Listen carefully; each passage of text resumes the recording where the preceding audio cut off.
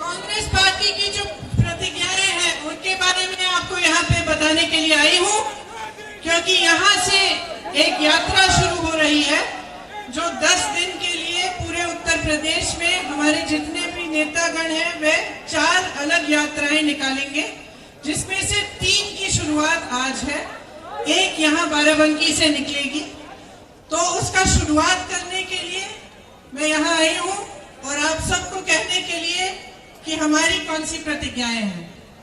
तो हमारी पहली प्रतिज्ञा, टिकटों में महिलाओं को 40% हिस्सेदारी, लड़कियों को, छात्राओं को स्मार्टफोन और स्कूटी। दूसरी प्रतिज्ञा, किसानों का पूरा कर्जा माफ होगा। तीसरी प्रतिज्ञा, 2500 में गेहूं धान, 400 पाएगा गन्ना किसान। चौथी प्रतिज्ञा, बिजली बिल सबका हाफ, कोरोना काल का बकाया साफ। पांचवी प्रतिज्ञा, दूर करेंगे कोरोना की आर्थिक मार, परिवार को देंगे 25,000। आखिरी प्रतिज्ञा, 20 लाख को सरकारी रोजगार। अब मैं थोड़ा सा इनके बारे में आपको समझाना भी चाहती हूँ। देखिए, जहां तक महिलाओं की हिस्सेदारी है, मैं पहले भी कह चुकी हूँ और बार बार ये कहूंगी कि महिलाएं जब तक आगे नहीं बढ़ेंगी, जब तक राजनीति में पूरी तरह से महिलाओं की भागीदारी नहीं होगी, तब तक जो समस्याओं से मेरी बहनें हर रोज लड़ती हैं, जिन संघर्षों का सामना करती हैं, जिन परिस्थितियों से निकलकर लड़कर आगे बढ़ती हैं, वे समस्याएं हम कभी दूर नहीं कर पाएंगे। तो मेरा आग्रह है सब महिलाओं से, मेरी बहनों से, आगे बढ़िए, राजनीति में आइए। इस चुनाव में कांग्रेस पार्टी 40% टिकट देकर चाहती है कि आप आगे बढ़ के अपनी लड़ाई खुद लड़ें और आप सक्षम बने। एक महिलाओं के लिए हम एक अलग घोषणा पत्र जारी करेंगे, वो कुछ एक हफ्ते के करीब में निकलेगा। उसमें महिलाओं के लिए जो अलग अलग हमने घोषणाएं करनी है वो सारी उसमें होंगी। उसमें से सिर्फ एक घोषणा ये है कि जो 12वीं पास लड़कियां हैं उन सबको स्मार्टफोन दिया जाएगा अगर हमारी सरकार आएगी, और जो स्नातक पास हैं उनको ई स्कूटी दी जाएगी। अब कोई कह सकता है कि एक तोहफा है, वोट चाहिए इसलिए दे रहे हैं, लेकिन ये बिल्कुल गलत बात है।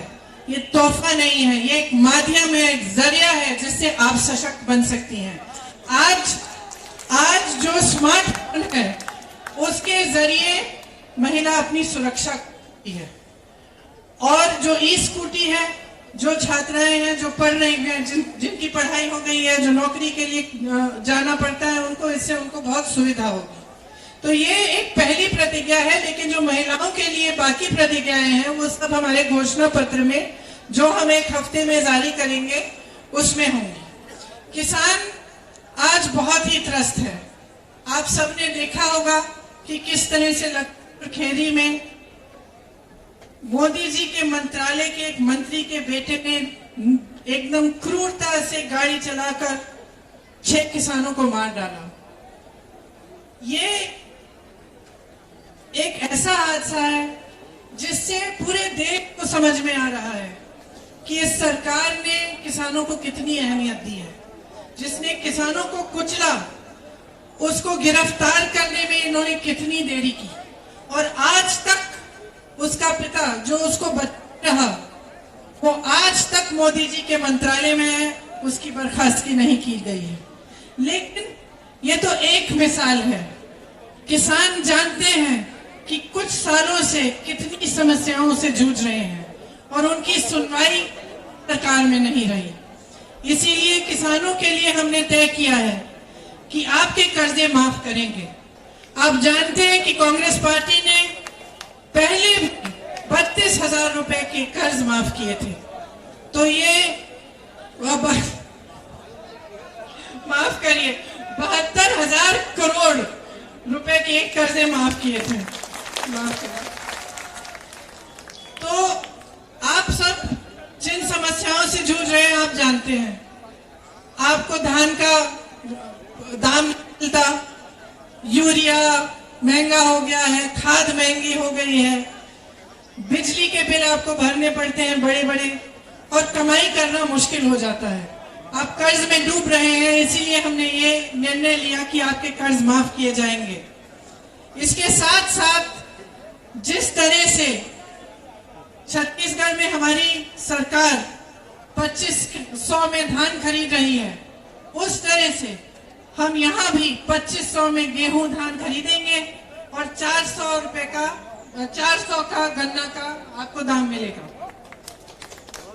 जब बिजली बिल की बात कर रहे हैं तो कोरोना काल के समय जो छोटे दुकानदार हैं, छोटे बिजनेस हैं, व्यापारी हैं, जिनका धंधा, जिनका काम एकदम बंद हुआ, उनको फिर भी बिजली के बिल बड़े बड़े भरने पड़े और पूरे कोरोना काल के समय कमाई नहीं कर पाए। इसीलिए हमने ये निर्णय लिया है कि कोरोना काल के समय जो आपने बिजली के बिल भरे उनको हम माफ कर देंगे। सबका बिजली बिल हाफ भी होगा। इसके साथ साथ कोरोना काल में जो गरीब परिवार थे, जिनकी बहुत आर्थिक मार हुई, जो कमा नहीं पा रहे थे, जो बाहर जा नहीं पा रहे थे अपनी रोजी रोटी कमाने के लिए, उनके लिए हमने निर्णय लिया है कि 25,000 रुपए उनको मिलेंगे। जो सरकारी रोजगार 20 लाख देना चाहते हैं, लेकिन इसमें मैं खास तौर से कहना चाहती हूँ कि पिछले 2 सालों में मैं बहुत संविदा कर्मियों से मिली, कॉन्ट्रैक्ट पे जो काम करते हैं उनसे मिली, और उन सब ने मुझे अपनी समस्याएं बताई। उसमें अध्यापिका भी हैं, टीचर्स हैं, स्वास्थ्य कर्मी भी हैं, अनेक काम करने वाले लोग हैं, और उनका पूरी तरह से शोषण किया गया है। तो खास तौर से मैं कहना चाहती हूँ कि उनका नियमितीकरण करने का हमने निर्णय लिया है। हमारी सरकार आएगी तो सबका नियमितीकरण हम करेंगे। तो ये हमारी मुख्य प्रतिज्ञाएं हैं। इस यात्रा द्वारा ये प्रतिज्ञाएं गांव-गांव तक पहुंचेंगी और जन जन तक हम बताएंगे, जन जन को बताएंगे कि हमने ये निर्णय क्यों लिए और किस तरह से इन निर्णयों को हम पूरा कर सकेंगे। तो आप सबकी इस यात्रा में भागीदारी के लिए आपका धन्यवाद। जय हिंद, जय किसान। चैनल को सब्सक्राइब करें और घंटी जरूर दबाएं।